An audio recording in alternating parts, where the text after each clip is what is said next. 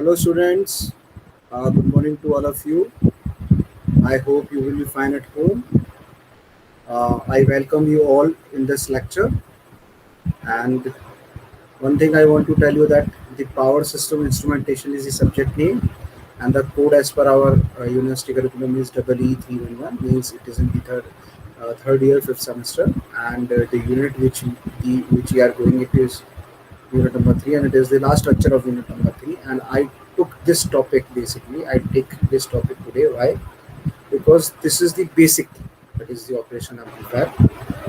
So I'm revising the operational amplifier. We have already studied in the previous classes, but today we are going to study again because revising again. One thing I want to tell you, and why I am choose this topic, my dear student, because this topic deals with every amplifier in the unit number three, that is signal condition. In every amplifier or every component, we use this op-amp. So that is why I choose this topic to basically tell you about the op-amp in detail manner. Now, as per the power system instrumentation thing, or we can say the subject. So I want to tell you one thing, that the power system instrumentation is again an important subject of power system, because in power system we having power system analysis, power system engineering, transmission and distribution, generation of electrical power, now it is converted into power generation process.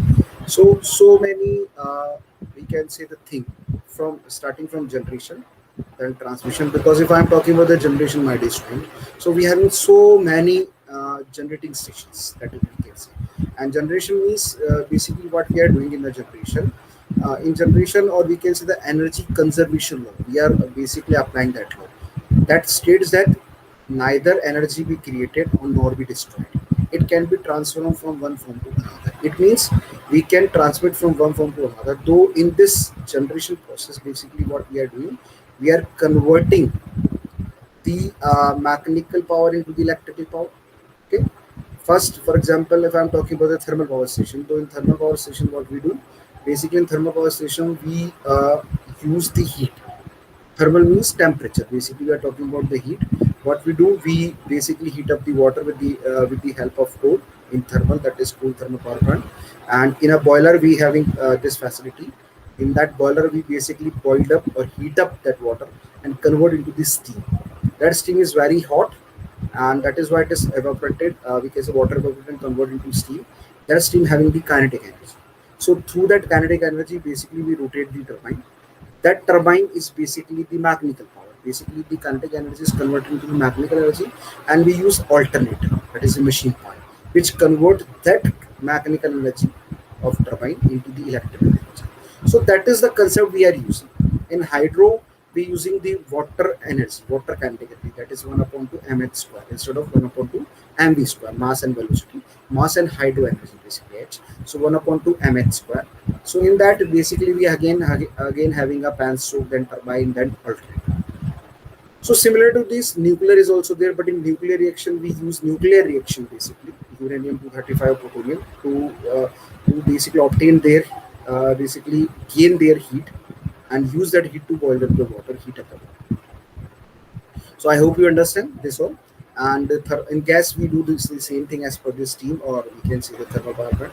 Then we having the non-conventional energy sources. Now the main motto and the objective of our to basically generate electricity power, create electricity. Then basically, if I'm talking about the generating station, then we use transformer for step up to increase that level from 11 kV to 765. Then step down 400, then step up to 20, then 132, then 33, then 11. So 33 and 11 comes in the category of distribution. But from 765 to we can say 132 comes in the category of the transmission. Okay. So generation, transmission, distribution. Okay, I hope you understand. Then if we transmit, generate on all these things, so we use some machine part like transformer in this. Okay, then basically this is whole the covers the power system. Then how we can apply engineering on that power system engineering. How can we analyze the faults, which type of fault we have, that comes in power system analysis. So that a power system instrumentation basically deals with the which part? It deals with the measuring part. Measuring part means how can we measure, from which from whom we can measure, from which facility we can measure, from which instrument we are using to measure, or how many instrument we have basically. So all this cover in the power system instrumentation, but the previous subject or basic subject of this is basically electrical measuring instruments. Now this is power system instrumentation, means electrical measuring instruments are so many we can use for the electrical quantity, but how can we use this quantity and more than it in power system? That covers this power system instrumentation. So the first unit, as per the power system instrumentation, the first unit is basically deals with the errors.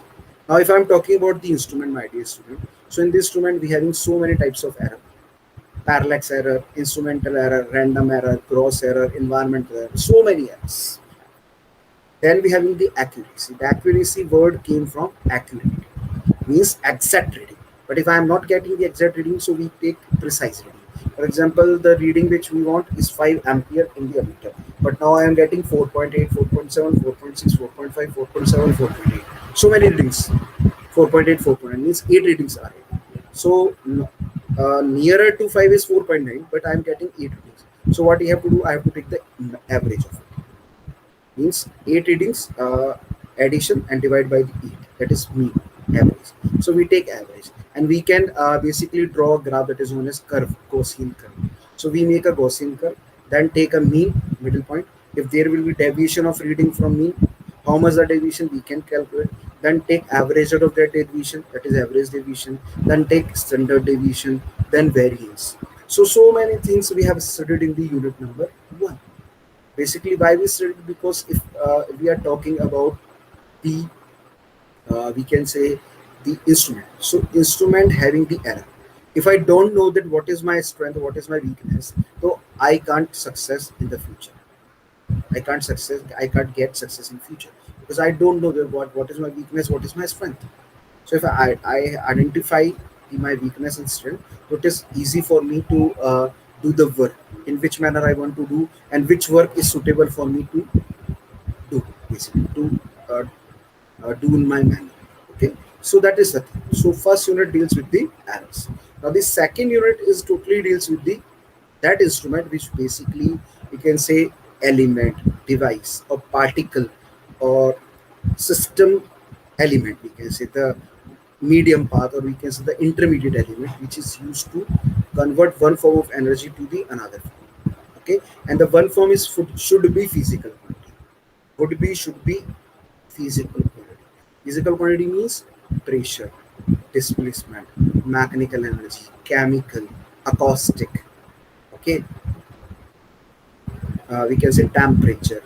Okay, then so many things we have. Displacement we have. Okay, so these all are basically the physical quantity, and we are converting that physical quantity into the electrical. So if I am having a temperature, convert into the basically electrical, though I use that thing, that is known as transducer. And in transducer we have two things. One in the first is the sensing element, that is known as sensor. Another one is the transaction, which basically transfer or basically convert that physical quantity into your desired quantity, desired energy, we can say. So one form of energy to the another form. So I hope you understand the one thing which I want to tell you, that is known as transducer. So if I am talking about the transducer, my dear student, so the basic example of transducer is your piezoelectric crystal. Now in piezoelectric crystal, what we do, we apply force on it, then it generates electrical power, voltage. And if we apply voltage on it, that it basically changes, it varies displacement. So we can do this. Thermometer is also an example. For example, if I'm talking about the analog, not digital. Nowadays we are using digital. In this pandemic, we use so many digital and thermometer. But from the ancient time, we are using the analog thermometer. In that analog thermometer, we are having a mercury filled at the one end, tip of that thermometer, which basically we insert for the measuring temperature. Insert your body, insert your mouth, that side. So that with the heat or with the temperature, that mercury expands, and expand on a scale means displacement. Heat is measured with the form of displacement of mercury. So that gives you the reading of how much the measurement. For example, you are getting 98.3, 98.2, or 104. So 98.2 is the minimum and 104 is the maximum. So you are getting the temperature with the help of that displacement. So displacement converted to the temperature. So that is again a transducer. So that is a basic example. So if I categorize the transducer, so we use transducer in different manner. First is the primary, then secondary, active, passive, as per the transaction, inductive, capacitive, transductive, phototransductive, photovoltaic. Okay, so many things we have. Like we have studied about the linear variable differential transformer transducer. Okay, rotatory variable distribution basically the transducer, that is RVDT. Then we have studied about the strain gauge. When we apply strain difference basically to its strain gauge. Hall effect for the magnetic measurement. Seedback effect, thermocouple we use. Okay, so many types of strain gauges we have studied. So many types of thermocouples we have studied. Okay, we basically we can say displacement based, pressure based, magnetic energy applied. So many transducer we have studied. RTD, resonant temperature detector, potentiometer, pot, we can say in a short form. So many transducer we have studied in the unit number 2. And why we are using? Because first we know the errors in the instrument, then how can we transmit it to one form to another? Because if I am getting a signal in the form of digital, now I want to convert into analog, I need something. And I am getting the input is in the form of mechanical. Now convert into electrical, do I need a transducer? So I need what? A transducer. So that is why transducer is necessary for us. It is essential for us. So I hope you better understand about this thing. It is the essential part for us. Okay. So in unit number 2 we have studied transducer. In unit number we have studied about the errors. Now in unit number 3, which we are basically ending in this lecture today. So in this unit number 3 we have studied about the signal conditioning. What is the meaning of signal conditioning? The signal conditioning is basically how can we condition the signal, filter the signal, or in which manner we want to convert the signal basically. So that is the thing. In the signal conditioning, we first studied about the instrumentation amplifier. The instrumentation amplifier is the combination of op-amps, which we are going to study the op-amp basically. Then we studied the isolation amplifier. Isolation amplifier we are also we use also op-amp in this. And isolation or isolating amplifier is basically provide isolation basically between the electrical quantity. So if I apply an instrument to the basically in patient, for example, if I want to measure if I using for example pulse rate detector.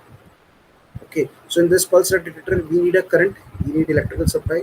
So I have to isolate that electrical supply which directly flow, or we can say the leakage current will flow in the human body. Otherwise what will happen, the human body will basically affected by the electric shock. It gives the electrical shock. So I have to do what? I have to prevent this thing. So we use isolation amplifier. So isolation amplifier also consists of op-amp, integrator, differentiator, whatever it is. So that we have. Then we have studied with the analog multiplier and divider. Basically, analog multiplier and divider use what? It having Gilbert mixer in it, and it applies the Gilbert mathematics. So Gilbert was the physicist or inventor. It invented a mixer. In that mixer, what we do, we can basically do two things, just like a modulation. In modulation, what we do, we basically impose the high frequency signal, which is produced by an oscillator, with impose or superpose with the low frequency signal. So what happened? Amplitude, frequency, modulation we have, phase, amplitude, and frequency, PM, AM, and FM. So in this we basically modulate the phase, in which we modulate the frequency, in which we modulate the amplitude. So similar to that one, in multiplier what we do, basically a local oscillator we having, and Gilbert mixer in which we having the input signal, which mix with the signal which is created, generated, or produced, or given basically by the local oscillator. Then if we multiply that, for example 2 hertz we have in the frequency, and 60 hertz will be generated by the, or we can say 100 hertz will be generated by the local oscillator. So 2 into 100, 200 hertz. So we can say it is 0.2k we can say. So hertz we are getting, radio and audio frequency we are getting very easily with the help of multiplier. In divider we can also do this, division is there. In multiplier we multiply. So analog divider multiplier do by the Gilbert mixer very easily. We can do both things. Okay. Then we have studied about the isolation amplifier also, or we can say optical or optocoupler. We can say optical iso amplifier, and then magnetic we can say. So in optocoupler, basically it is used for the same thing. We use the things in it. Then we have studied about the voltage to frequency converter, or voltage for frequency to voltage converter. Again, in this we use OPA, that is operation. Okay, integrator or differentiator form. So many path, frequency division path is there. Then power, basically diversion path for power, calibrated power, and one for the frequency distribution. So two things were there, main important. Okay, then we have studied about the basically how we can convert temperature to voltage or current, we can say. Temperature to voltage and current, it is similar to that, just like frequency to voltage. But the thing is that in this we are using again op-amp and some resistors which match it, 600k, 600k, and so many things we have studied in the previous lecture. Then we have studied about the grounding and shielding. So grounding is very necessary for us.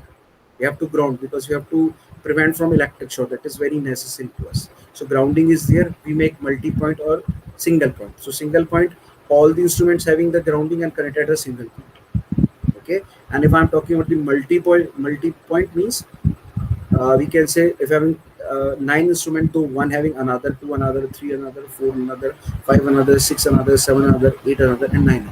So nine different ground. And if I'm talking about single point, to nine instrument having single ground. So we use this two types of grounding, and grounding is very necessary. It basically removes the leakage current. And for example, in three phase, we can say star connected transformer. In that three phase four wire system we says, and in three phase four wire system, three phases are there and four wire is there. So three phase and three wire utilize each other, but one wire remains, that is known as neutral for the leakage current. Now if it is balanced, so no current will flow in the neutral. So what we have to do, if star connection there, we have to ground that neutral point. What it basically help us, how it help us, in which manner it help us, we can take help by grounding that neutral network, that the leakage current, if generate in unbalanced condition, that goes to the ground and it will become zero. And the impedance of ground should be lower. If it is higher, the current will not follow that path. Because if I'm talking about myself and yourself, so you always if you are driving a car or riding a bike, so always you need always you follow that path in which you find less light controls, means less red lights we can say in a simple manner, and speed breakers to reach from source to destination, means your house to destination, or market, or wherever you want to, wherever you want to reach. So that is depend on you. So similar to that one, the current also follows that path in which they having basically low impedance. And low impedance means low resistance, means that path in which we having low hurdles or no hurdles, we can say in another way. So current follows that path in which the impedance is very less. Next, we have studied about the shielding. So shielding is very important because we have to shield it, and all cables with copper graded cables having come with shielding. So shield gives the effect through which we can do this, and all metals we use for the shielding, copper and some other things which have discussed earlier in the my previous lecture, that which type of metal we can use, how, what is the property we find in the material, conductivity, permeability, because permeability is the measurement of magnetic field or magnetic strength. Or we can say how much of flux or how much amount of field lines we get, how much amount of flux we find in that material. That basically deals with the permeability that we know we have studied already about the magnetic circuits. So in that magnetic circuit, the permeability is the important thing. So we choose so many instruments, so many cables in which we having the transfer resistance, transfer impedance. If transfer impedance is lower, that the shielding effect is higher. And if transfer impedance is higher, then shielding effect is lower. So we can say ZT representing the shield transfer impedance. So ZT is inversely proportional to the ZT is inversely proportional to the what? ZT is always inversely proportional to the shielding effect. If ZT is greater, the shielding performance is lower. And if ZT is lesser, then shielding performance is higher. So we have to think for it, that how can we improve the shielding performance. If I want to improve the shielding performance, do I need or we use the copper graded cable, which I have already discussed. And so many metals we have like copper and all these. So in copper and aluminium we can use for this. Okay, so in that we having the permeability is also there, and we can say zero point 0.6 and up to 1, and conductivity is very high because the resistance is low. So insulation material is also taken care of it. If insulation materials, grounding, if insulating materials breaks basically, first insulation. Now what happens when fault occurs in a machine or in an electrical equipment? So first is affect the insulation part, insulating part. What happens? Which type of insulation we have used? For example, we use paper, mica, varnish. So first it affects the insulation, whether it is mica, varnish, or whatever it is. So first is affect that, and if affect that one, it means it burn. If it burn, then it affect to bindings and other components. So we have to make the proper grounding. So through this, the leakage current or the fault current will go to the ground. Impedance will be low. So we have studied about all this.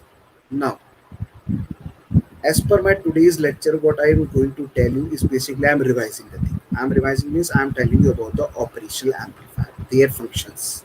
Why I am covering this? Because this is the last lecture of my unit number 3. Why I am covering all this, my dear student? Because you have to be aware. I think so. You have aware, but in my view, I am revising this thing, that how open works, in which manner we can use the OPAM.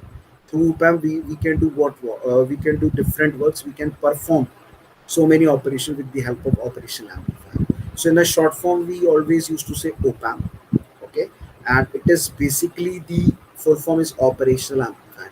As name suggested, amplifier is there, means amplification purpose, but operations, so many operations that amplifier can perform, that is known as operational amplifier.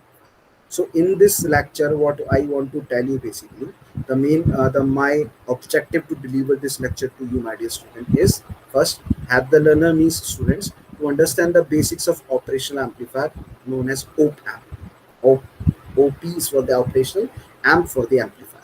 So understand the detailed theory about operational amplifier. Now I use detailed theory means basically how, what is the op-amp, how it works, in which mode we can use it, why it is operational amplifier, so how many operation it can perform, in which manner it can perform. So all these things we are going to cover all these things in this lecture.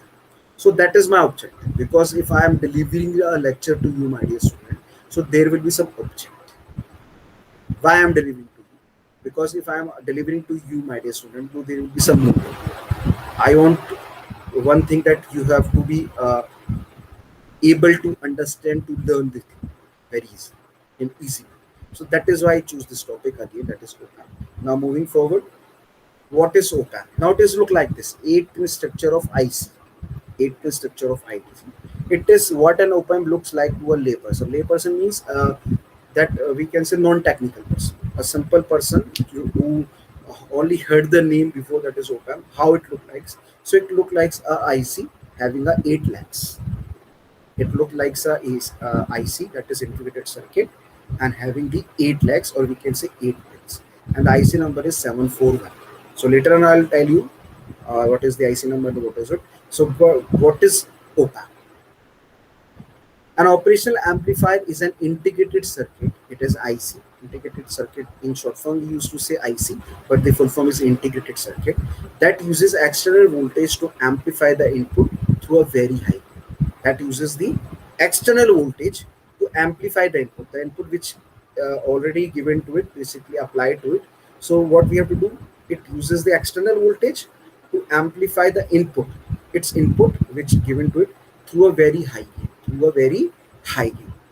Okay.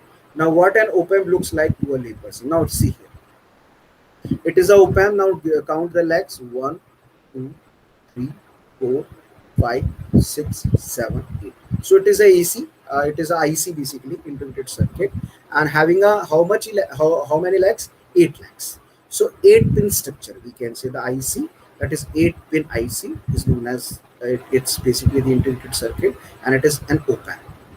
Okay. Now what is an op-amp? The surface. The surface means how it look like.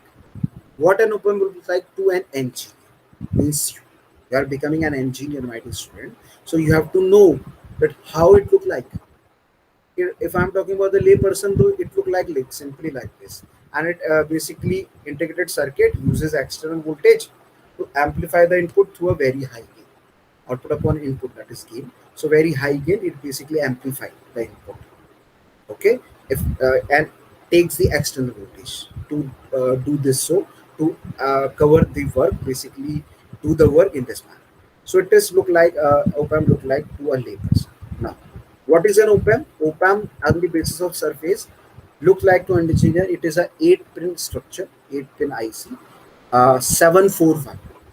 If anyone asks you what is IC741, just you have to say that it is an amplifier. Which amplifier? Operational amplifier. And in a short form, we can say that it is an op-amp. If anyone asks you what is IC741, so you can directly say it is an op-amp, sir or ma'am, it is an op-amp, operational amplifier, that is IC741, in which the first pin is representing the offset pin. Second pin is representing the negative part, that is inverting. Third, it is the inputs, two inputs of that op-amp, second and third. Second is always inverting, but third is non-inverting, means plus. And fourth pin for the power, which we are giving. 8 is not connected, is no connection required. Again, 7 is again for the power, two powers are there, input and output we can say. And 6 we are getting the output. From 6 we are getting what? Output. And fifth is the offset pin. We can say the null offset or offset null. So the first pin again, first pin and the fifth pin is same, that is offset null. Second and third pins are the input. Sixth pin is for the output.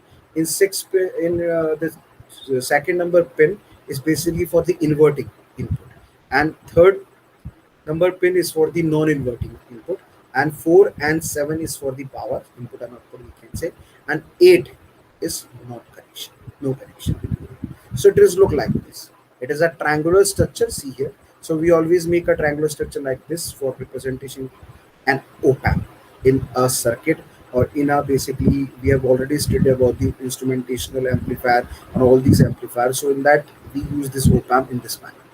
So the IC741 is of op-amp and having the 8 pins, in which one for the inverting input, another one for the non-inverting input, two are for the power, one for the output, two for the offset null, and one for the not connections. So basically we are considered on the 4 pins, basically 2, 3, 4, 7, 6. You can say the 5 pins we are using, because input, output, power, inverting, non-inverting, and output.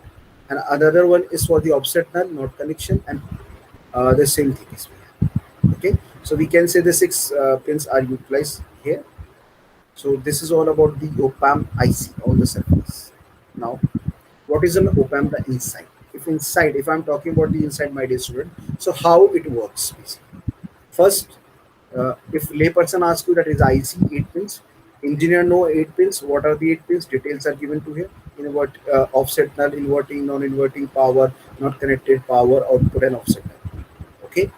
Then what is an op-amp? The inside structure.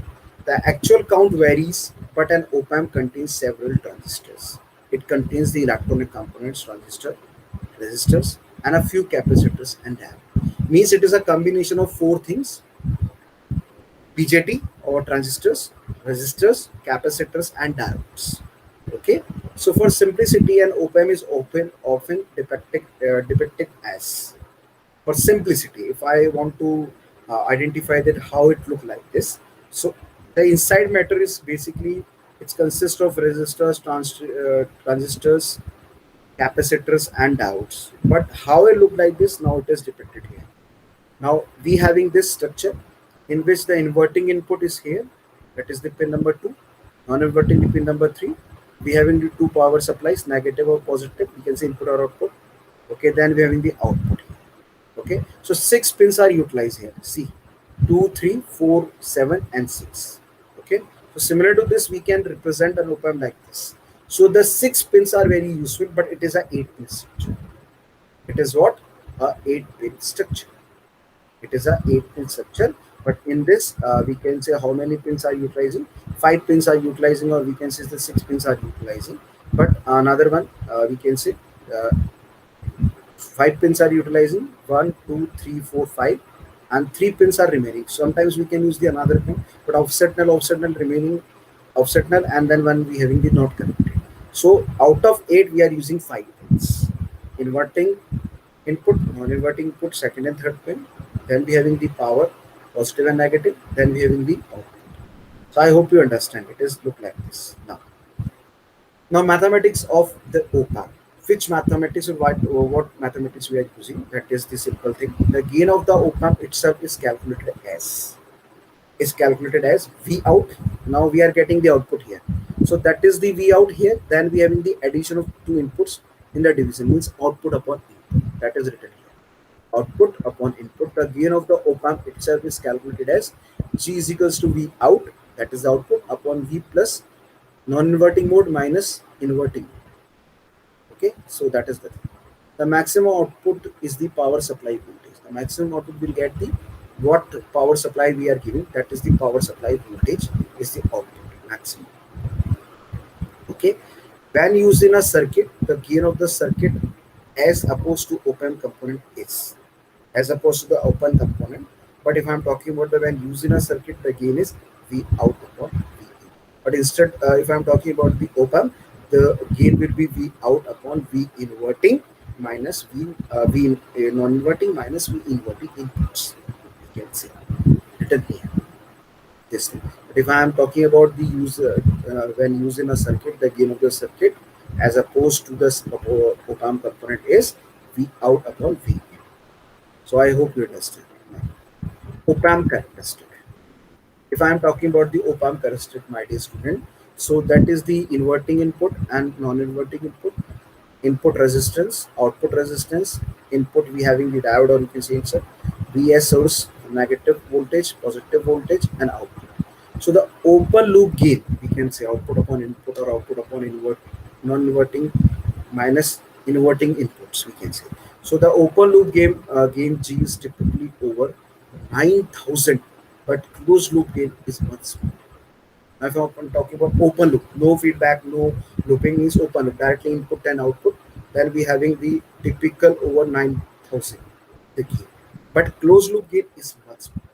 If I'm talking about the closed loop gain, it is basically the feedback mechanism, or we can say the feedback is there. So we can say the closed loop gain is much smaller.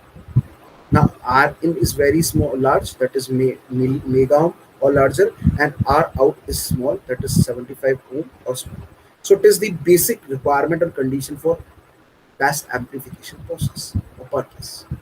And best amplifier we want, then output impedance should be higher, or we can say the output impedance should be lower, and the input impedance should be higher. Input resistance should be higher, and output resistance should be lower. So similar to that, we having some mega ohm or larger, maybe more than it, and R out is small, that is 75 ohm or small. You can say smaller also. So this is the whole thing. Now next, ideal op-amp characteristic. If I am talking of the ideal op-amp or operational amplifier characteristic, so we choose something here. Open loop gain G is infinite. If I am talking about the open loop gain, that is much higher. So G is infinite. G is infinite means we can say how larger value, very much larger, very much value. We can say larger value. R and in, that is the input resistance is infinite. That is the condition of amplification. So input resistance is infinite. Open loop gain is again infinite. Zero input current. Input current will be zero. And R out, the output resistance is zero, means minimum, nearer to zero, or we can say negligible. So this is the thing we having. So open loop gain G is typically over 9,000, but closed loop gain is much smaller. That is the requirement characteristic. R in is very large, that is mega ohm or larger. R out is small, that is 75 ohm or smaller. And open loop gain G is infinite. R in, that is input resistance is infinite. Zero input current, and R out means output resistance should be zero. That is comes in the characteristic, my dear student. Now, types of op-amps. Now, if I'm talking about the, my dear student, types of op-amp, it means how many types we are using and which way we can use it. So first is the inverting. Second is the non-inverting. Third is the summing amplifier. Fourth is the voltage follower. Fifth is the integrator, and sixth is the differentiator. So I think so you know all these things because we have already studied the use of it in the signal conditioning, in instrumentation amplifier, in basically isolating amplifier. Okay, we can say the frequency to voltage converter. Okay, and the temperature to voltage and current. All these we use this op-amp in different mode. In some mode we use integrator, in some we use differentiator, but we use integrator also, and we take inverting and non-inverting also. So one by one applications of op-amps. If anyone asks you what are the applications, why we are using ideal student. So first is the comparator, means comparison. From one input to two inputs, the comparison. That is known as comparator. The comparator word comes from comparison or compare. You can see. So integration and differentiation. Integration and differentiation. Charge amplifier we use. Capacitance multiplier we use. Oscillators we use. Filters we use. This op-amp in this. Audio and video pre-amplifiers and buffers we use. Means in comparator, in integration and differentiation, charging amplifier, charge amplifier, capacitance multiplier, oscillators, filters, audio and video pre-amplifiers and buffers. We use this op-amp in this. So the application of op-amps are these. We can say that. Again, there are more applications: voltage regulator and current regulator. We can use in the voltage regulation and the current regulation, known as voltage regulator and current regulator. Digital to analog converter, DAC. Digital to analog converter we use op-amp. Voltage clamps we can say we use. Oscillator and waveform generators we use op-amp. For example, function generator we have studied. In function generator we also having this op-amp. So op-amp we use in the function generator also. So that is why it is known as waveform generator. So in oscillators and waveform generators, in instrumentation amplifiers, isolation amplifier, in all these we use this op-amps. Now analog computer. In analog computer we are also using the op-amp. So many applications, wide range of applications. Wide range of applications we have. So I hope you understand. Now, comparator. Taking first comparator. Compares two voltages or currents and outputs a digital signal indicating which is larger. Means compares to voltage or currents and output a digital signal indicating which is larger. So here V1 I am getting and V2 is inverting, V1 is non-inverting. V out we are getting. So two analog input terminals and one output. So the condition is here. If we are getting 1, it means V means non-inverting is greater than inverting input.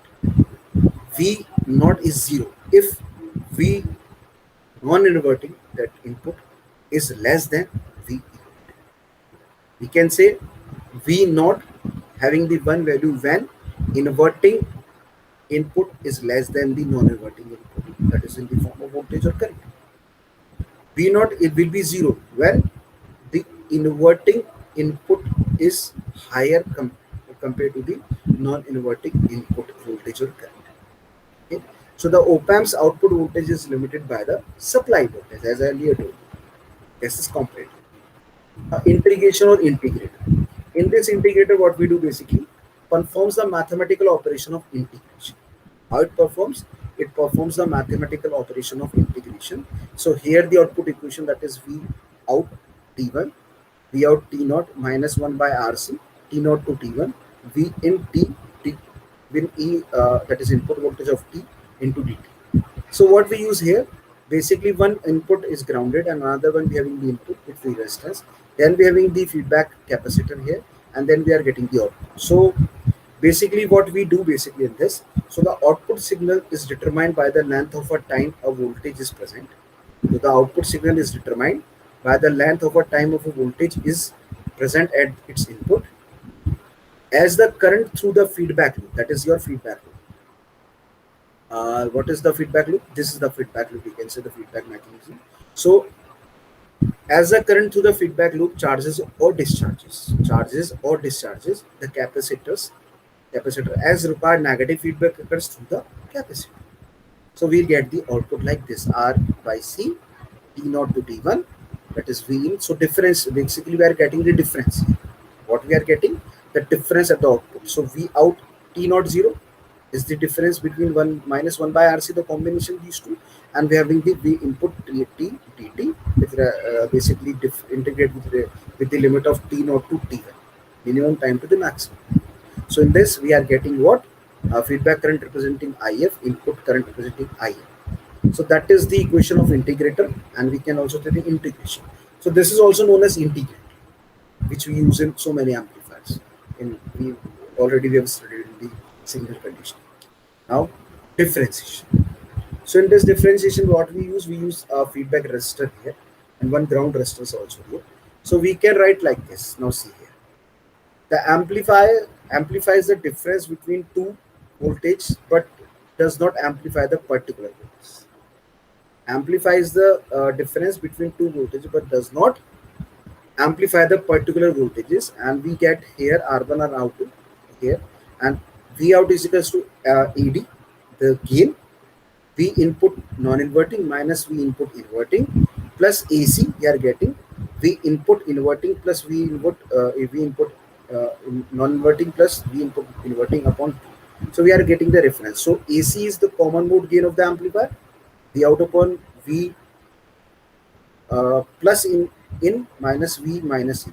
Okay, and AD is the differential gain. AD is what? The differential gain.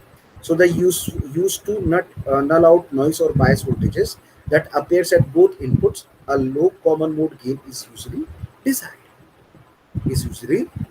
So I hope you understand about the differentiation.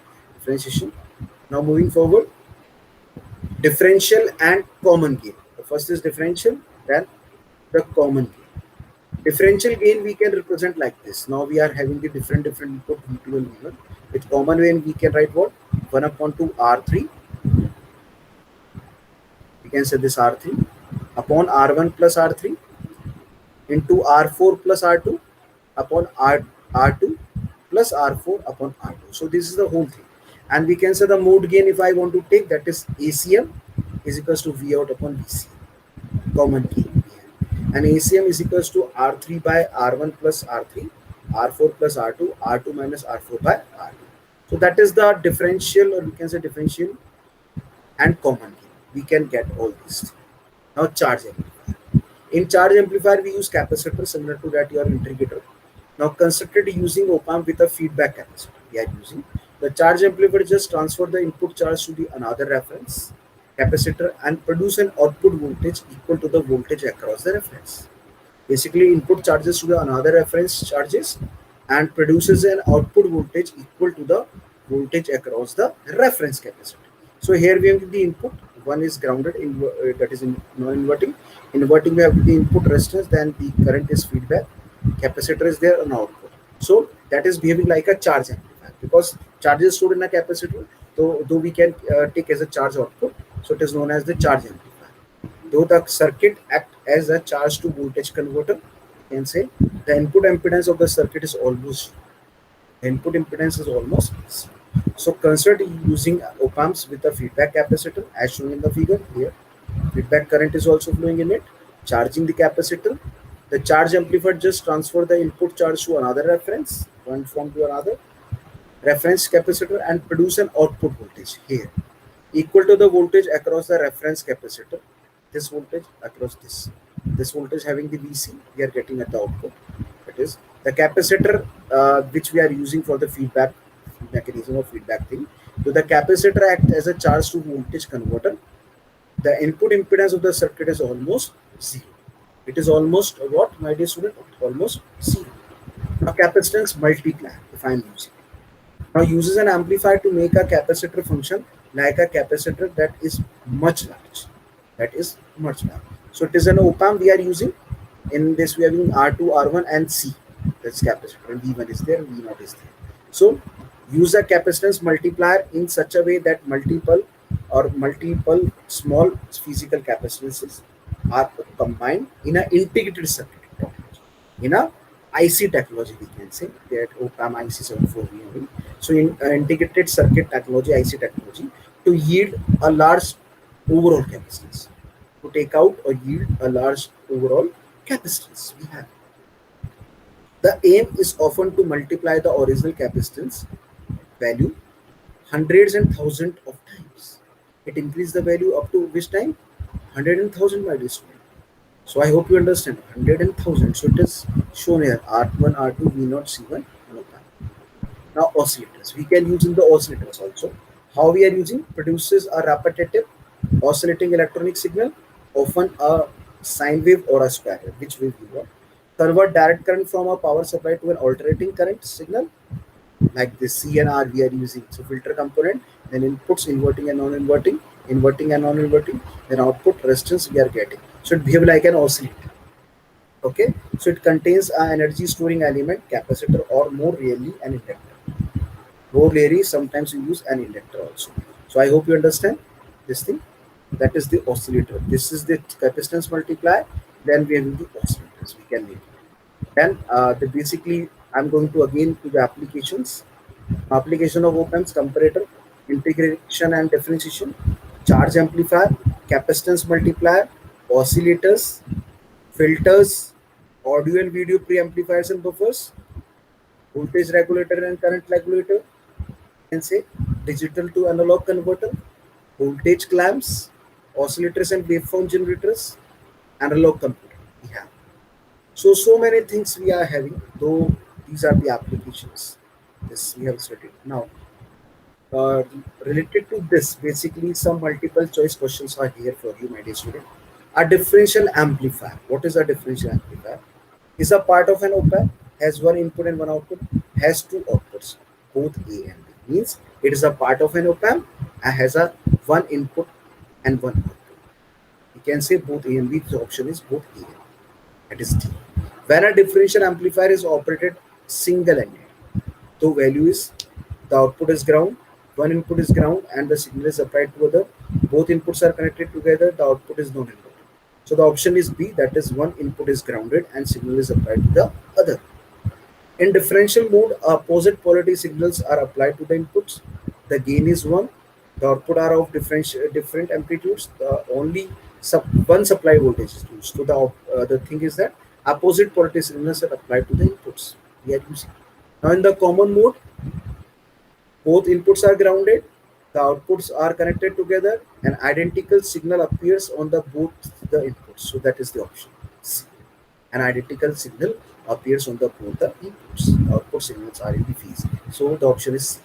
The common mode gain is very, okay, very high, very low, always unity unpredictable. The option is B, that is very low. The differential gain is very high, very low, dependent on input voltage about 100. So very high. The differential gain should be very high.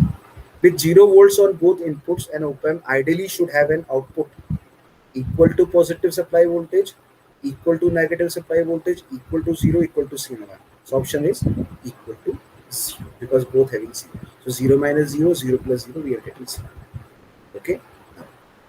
Of the value listed, the most realistic value for open loop gain of an op-amp is 1, 2000, 80 decibel, or 1 lakh. So the maximum, so we can say 1 lakh.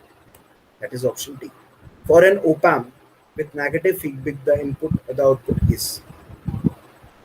For an op-amp with negative feedback, we can say.